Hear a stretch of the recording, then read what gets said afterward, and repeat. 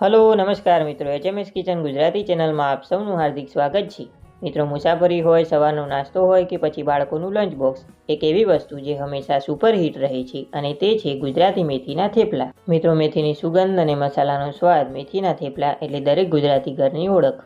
પણ શું મિત્રો, તમારા થેપલા પણ ઠંડા થયા પછી ચવડ થઈ જાય છે અને તે લાંબા સમય સુધી પોચા નથી રહેતા? તો મિત્રો, આ વિડીયો ખાસ તમારા માટે છે, કારણ કે આજે તમારી સાથે દરેક એવી નાની નાની અને ઉપયોગી સિક્રેટ ટિપ્સ અને ટ્રિક સાથેની મેથીના થેપલા બનાવવાની એવી સિક્રેટ રેસીપી શેર કરીશું કે જેનાથી તમારા થેપલા દરેક વખતે એકદમ સરસ રૂ જેવા પોચા, મુલાયમ અને તે 3 થી 4 દિવસ સુધી એવા ને એવા જ રહેશે। તો ચાલો દરેક ગુજરાતીઓના ઓલ ટાઈમ ફેવરેટ ગુજરાતી મેથીના થેપલા બનાવવાનું શરૂ કરીએ। મિત્રો, ચેનલ પર નવા હો તો આવી જ બીજી નવી રેસીપી જોવા માટે ચેનલને સબસ્ક્રાઇબ કરો અને બાજુમાં આવેલું બેલ આઇકન પ્રેસ કરી ઓલ નોટિફિકેશન પ્રેસ કરો, જેથી અમારી ચેનલ પર મુકાતી નવી રેસીપીનું નોટિફિકેશન તમને સમયસર મળતું રહે। તો હવે સૌથી પહેલાં દરેક ગુજરાતીઓના ઓલ ટાઈમ ફેવરેટ એવા ગુજરાતી થેપલા બનાવવા માટે આપણે અહીંયા 1 કપ જેટલી મેથીની ભાજી લીધેલી છે। તો અહીંયા મિત્રો, તમારે મેથી આ રીતની એકદમ સરસ ફ્રેશ અને ગોળ પાનવાળી હોય એવી મેથીની પસંદગી કરવી। અને હવે મિત્રો, મેથીને આપણે આ રીતે છરીની મદદથી એકદમ સરસ ઝીણી સમારી લઈએ। તો અહીંયા ખાસ મહત્વની વાત એ કે તમારે મેથીના પાનને એકદમ સરસ પાણીથી ધોઈ પછી તેને કપડાની મદદથી લૂછી લેવાના છે અને પછી મિત્રો તમારે તેને આ રીતની ઝીણી સમારી લેવાની છે। તો અહીંયા તમે જોઈ શકો છો કે આપણે મેથીને આ રીતની ઝીણી સમારી લીધી છે। તો હવે મિત્રો, આપણે ફટાફટથી થેપલાનો લોટ બાંધી લઈએ। તો એકદમ સરસ સોફ્ટ થેપલા બનાવવા માટે મિત્રો લોટ બાંધવાની ખૂબી છે, તો હવે વિડીયોને ધ્યાનથી જોજો। તો હવે લોટ બાંધવા માટે મિત્રો આપણે અહીંયા 1 કપ જેટલો ઘઉંનો લોટ અને 1 કપ જેટલો બાજરીનો લોટ લીધેલો છે। તો અહીંયા આપણે જે રેગ્યુલર રોટલી બનાવવા માટે ઘઉંનો લોટ વાપરીએ તે જ લોટ લીધેલો છે। તો હવે આ બંને લોટને મિત્રો આપણે આ રીતે ચાળણીની મદદથી એકદમ સારી રીતે ચાળી લેવાના છે।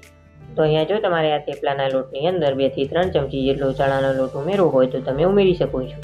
તો હવે મિત્રો, આપણે જે મેથીને પાણીથી ધોઈ રાખી હતી ને તેમાંથી આ રીતે પાણી આપણે નિતારીને પછી તેને લોટમાં ઉમેરી દેવાની છે। તો હવે આપણે એકદમ સરસ ટેસ્ટફુલ થેપલા બનાવવા માટે આપણે તેમાં થોડા મસાલા કરી લઈએ।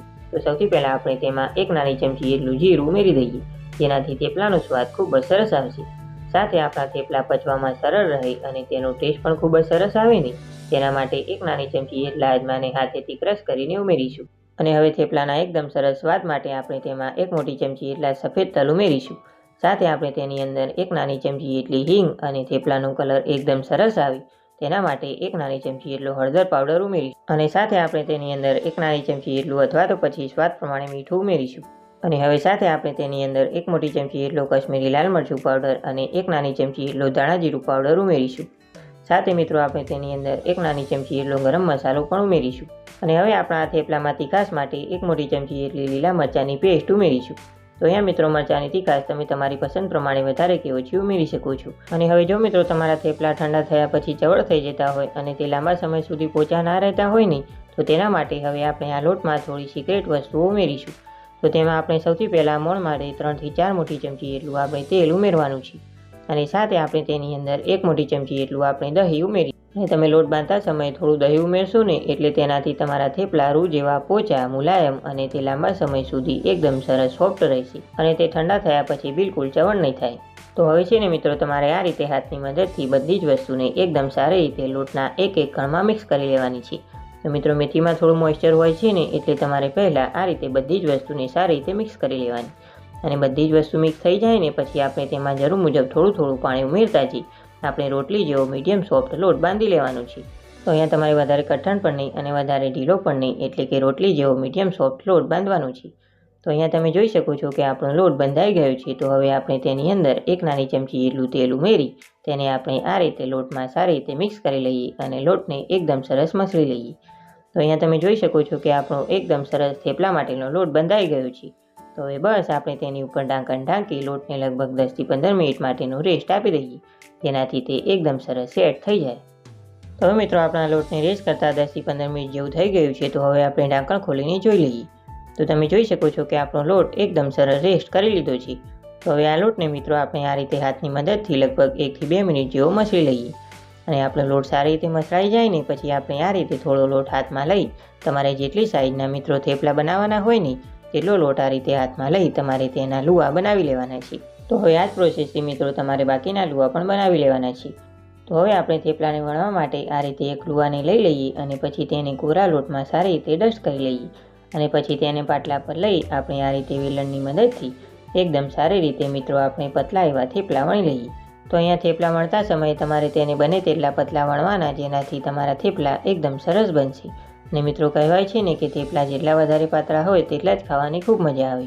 તો અહીંયા આપણું થેપલું વણાઈ ગયું છે. તો હવે તેની થિકનેસ તમને નજીકથી બતાવીએ. તો તમે જોઈ શકો છો કે આપણે થેપલાની થિકનેસ આ રીતની પાતળી રાખેલી છે. અને હવે થેપલાને આપણે આ રીતે હાથમાં લઈ લઈએ અને તેની ઉપર જે પણ વધારાનો કોરો લોટ હોય તેને આપણે હાથની મદદથી કાઢી લેવાનું છે. અને હવે આપણે આ થેપલાને પ્લેટમાં કાઢી લઈએ. અને હવે મિત્રો પ્લેટમાં નીચેની બાજુ આપણા થેપલા ના ચીપકે તેના માટે આ રીતે થોડો કોરો લોટ ઉમેરી પછી આપણે તેમાં થેપલાને રાખવાના છીએ. અને અહીંયા ખાસ મિત્રો થેપલા વણાઈ ગયા બાદ તેની ઉપર જે વધારાનો કોરો લોટ હોય ને તેને તમારે કાઢી લેવાનો છે, જેનાથી તમારા થેપલા બિલકુલ પણ જવળ નહીં થાય. તો હવે મિત્રો આપણે આ થેપલાને શેકવા માટે મીડિયમ ટુ હાઈ ગેસની ફ્લેમ પર તવી ગરમ કરવા માટે મૂકેલી છે. તો આપણી તવી સારી રીતે ગરમ થઈ જાય પછી આપણે તેમાં થેપલાને રાખી દેવાનું છે. અને હવે થેપલાને નીચેની બાજુ 1 થી 2 મિનિટ જેવું થવા દઈએ. તો 1 થી 2 મિનિટ જેવું થાય અને થેપલાની ઉપર આ રીતની હલકી એવી ડિઝાઇન આવી જાય પછી આપણે તેની સાઈડને ચેન્જ કરી લેવાની છે. અને આપણા થેપલામાં બીજી બાજુ પણ આ રીતની ડિઝાઇન આવી જાય પછી તમારે તેની ઉપર આ રીતે 1 નાની ચમચી જેટલું તેલ ચમચીની મદદથી એકદમ સારી રીતે થેપલાની ઉપર લગાવી લેવાનું છે. અને હવે થેપલાની આપણી સાઈડને ચેન્જ કરી લઈએ અને તેની બીજી બાજુ પણ આપણે સારી રીતે તેલને લગાવી લઈએ. અને હવે થેપલાને મિત્રો આપણે આ રીતે સાઈડ ચેન્જ કરતા જઈ બંને બાજુ સારી રીતે શેકી લેવાનું છે. અને અહીંયા ખાસ મિત્રો થેપલાને શેકતી વખતે તમારે 2 બાબતોનું ધ્યાન રાખવાનું છે. પહેલી એ કે તમારે થેપલાની સાઈડ વધારે વાર ચેન્જ નથી કરવાની. ઘણીવાર એવું કરવાથી પણ થેપલા ચવળ થઈ જતા હોય છે. અને બીજું એ કે તમારે થેપલાને એકદમ હાઈ ગેસની ફ્લેમ પર જ શેકવાના છે, જેનાથી તમારા થેપલા બિલકુલ ચવળ નહીં થાય. તો આ બંને વાતોનું તમારે ધ્યાન રાખવાનું છે. તો અહીંયા મિત્રો આપણું થેપલું બંને બાજુ એકદમ સારી રીતે શેકાઈ ગયું છે. તો હવે બસ આપણે તેને પ્લેટમાં કાઢી લઈએ અને હવે આ જ રીતે આપણે બાકીના થેપલાને પણ શેકી લઈએ. તો તૈયાર છે મિત્રો આપણા દરેક ગુજરાતીઓના ઓલ ટાઈમ ફેવરેટ રૂ જેવા પોચા, મુલાયમ, ખાવામાં ખૂબ જ ટેસ્ટી એવા ગુજરાતી થેપલા. તો હવે આ થેપલાને મિત્રો આપણે પ્લેટમાં કાઢી લઈએ અને તેને દહીં સાથે સર્વ કરીએ. તો મિત્રો તમે આ થેપલાને બાળકોને લંચ બોક્સમાં આપી શકો છો, સવારના કે પછી સાંજના નાસ્તામાં બનાવી શકો છો.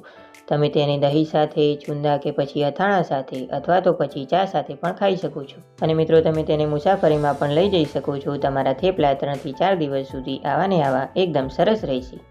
અને મિત્રો તમે પણ એકવાર આ રીતે આ ગુજરાતી મેથીના થેપલાની રેસીપી ઘરે એકવાર ચોક્કસથી ટ્રાય કરજો અને અમને કમેન્ટ બોક્સમાં જણાવજો કે તમને અમારી આ રેસીપી કેવી લાગી. હું આશા રાખું છું કે મિત્રો તમને આજની અમારી આ રેસીપી પસંદ આવી હશે. જો મિત્રો તમને આ રેસીપી પસંદ આવી હોય અને ખરેખર ઉપયોગી લાગી હોય તો મિત્રો વિડીયોને એક લાઇક ચોક્કસથી આપજો. સાથે મિત્રો આ વિડીયોને તમારા ફ્રેન્ડ્સ અને ફેમિલી મેમ્બર્સ સાથે વધુમાં વધુ શેર કરજો. અને મિત્રો આગળ પણ આવી જ બીજી નવી અને ટ્રેડિશનલ રેસીપીઓ જોવા માટે HMS કિચન ગુજરાતી ચેનલને સબસ્ક્રાઇબ કરી બાજુમાં આપેલું બેલ આઇકન પ્રેસ કરી ઓલનું નોટિફિકેશન દબાવજો. અને મિત્રો તમને આ રૂ જેવા પોચા ગુજરાતી મેથીના થેપલાની રેસીપી કેવી લાગી તે અમને નીચે કમેન્ટ બોક્સમાં જરૂરથી જણાવજો. તો આપણે ફરી મળીશું એક આવી જ નવી અને ઉપયોગી રેસીપી સાથે. ત્યાં સુધી આવજો.